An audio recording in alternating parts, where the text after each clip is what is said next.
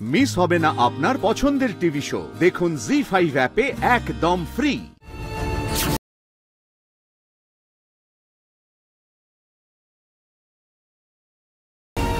বাচ্চাটার একটা ক্রোমোজোমাল সমস্যা রয়েছে। কোনো দিনই আর 5টা সুস্থ স্বাভাবিক বাচ্চার জীবন সে কাটাতে পারবে না।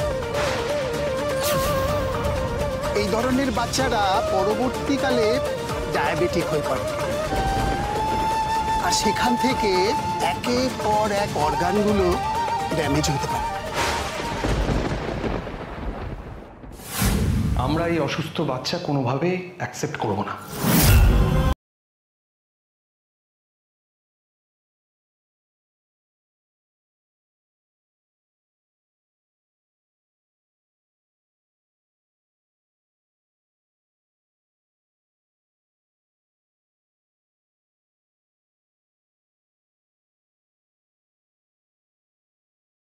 করবেন না।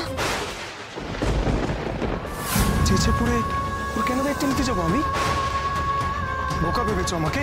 যখন ওরা টাকা দেবে বলেছিল তখন তো তুমি সারোগেসিতে রাজি হয়ে গেলে সৌভিক।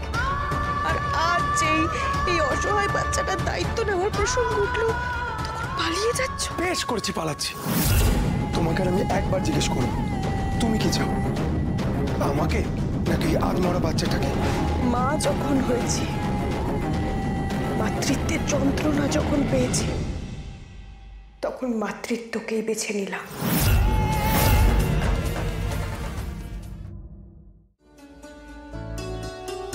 আরে কখন এলে? এই তো কিছুক্ষণ আগে। আসলে আমাদের ফ্লাইটটা না অন টাইম ছিল, তাই আমরা সন্ধ্যার আগেই চলে এলাম। বাহ, নাইস। এবার বলো তো কেমন আছো তোমরা? আমরা কেমন আছি বলো? আমরা খুব ভালো আছি। তা তুই বল, তুই কেমন আছিস? এই তো চলছে। কেন এসেছেন আপনারা?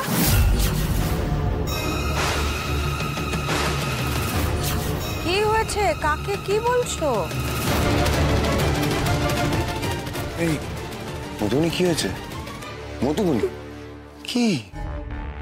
আরে এইদিকে এসো, এসো এসো এসো এসো এসো, আলাপ করিয়ে দি। রাঙা কাকা, রাঙা কাকিমা, আমার ওয়াইফ মধুবনী।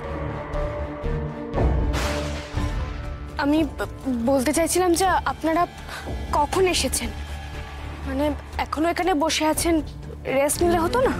ও মা, কি মিষ্টি ব্যবহার তোমার। এসো।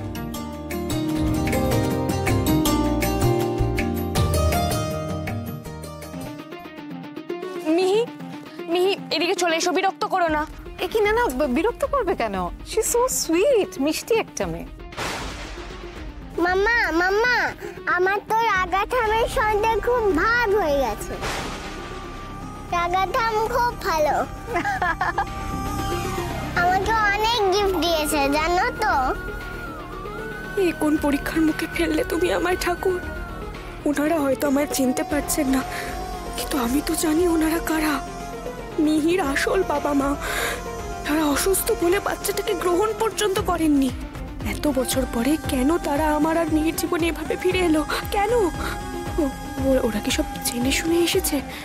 ওরা কি মিহিকে নিয়ে যাবে, কেড়ে নেবে মিহিকে আমার থেকে, আমার মেয়েকে আমার থেকে দূরে করে দেবে? মধুবনী, মধুবনী। জি5 ডাউনলোড করুন আর সব এপিসোড দেখুন একদম ফ্রি।